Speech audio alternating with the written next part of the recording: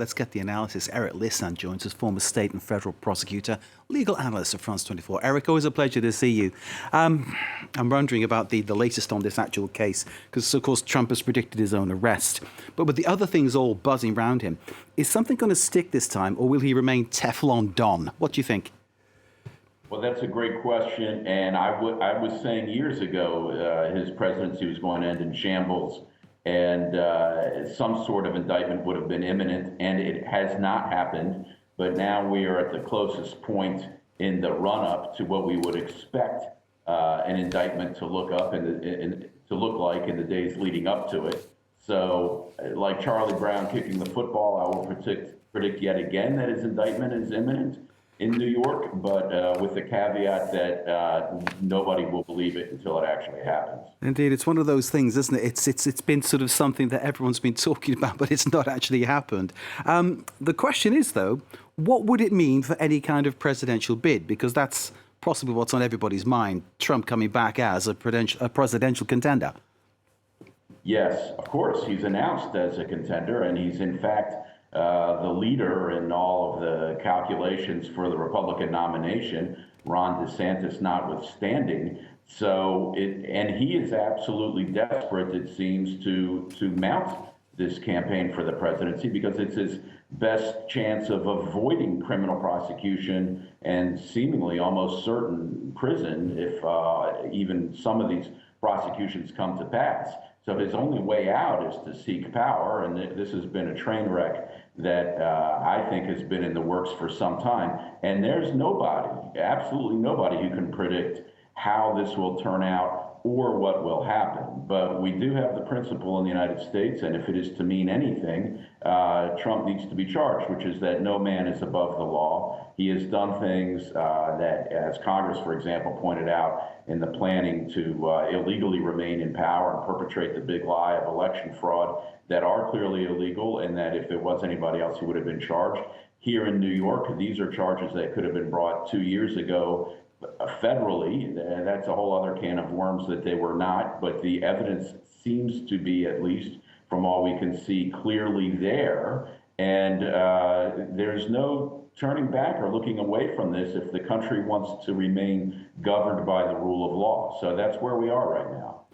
Eric, you mentioned the issue of January the 6th there.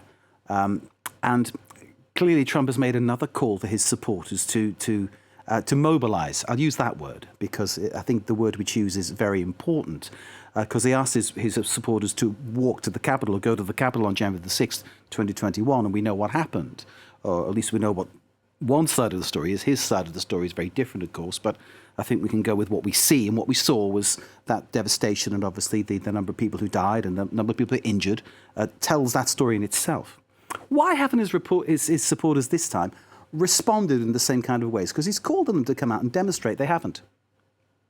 They haven't so far, and certainly people are going to be wary. And there's some big differences that put Trump at a deficit in terms of mobilizing people for political action, certainly political violence, as he did over 2 years ago now in the run-up to January 6th. The primary one is obviously he is no longer in power. He no longer controls federal law enforcement. He no longer has the huge built-in political apparatus that he did when he was president of the United States. And he can no longer control the communications agenda in quite the same way, where he can sort of mute the red flags internally among the domestic intelligence agencies looking inwards. So this time around, people will not be caught unawares, so to speak, in the same way that they might have been before. Certainly Congress, with the January 6th committee, has been raising the alarm bells. So there's some big differences there, and Trump himself is somewhat diminished overall. He probably doesn't have overall quite the same popularity that he had before, but he's got a very militant base, and whether it's 15, 20, 30% of the overall population, or whether it's even a majority of the Republican Party, may or may not be clear, but it's still sizable, and those people seem to be ready to rally around him no matter what, and they frankly don't have concerns about the democratic structure of the government that is subordinate to uniting behind Trump.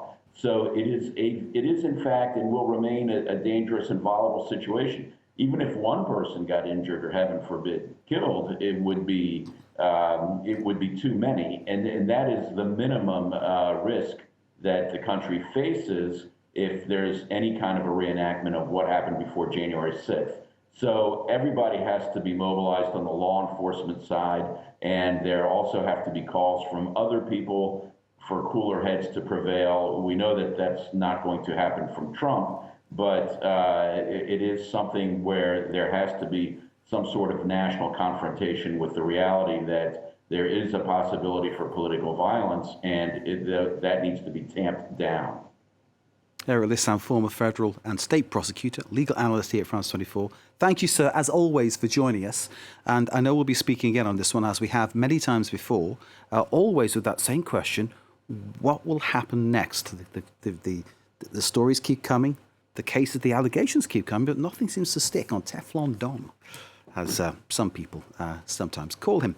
Eric Lisann, once again, thank you very much indeed, sir, for joining us. We're watching, of course, for developments in New York on that possible arrest of former US President Donald Trump. Unprecedented is a word we don't use lightly in his case.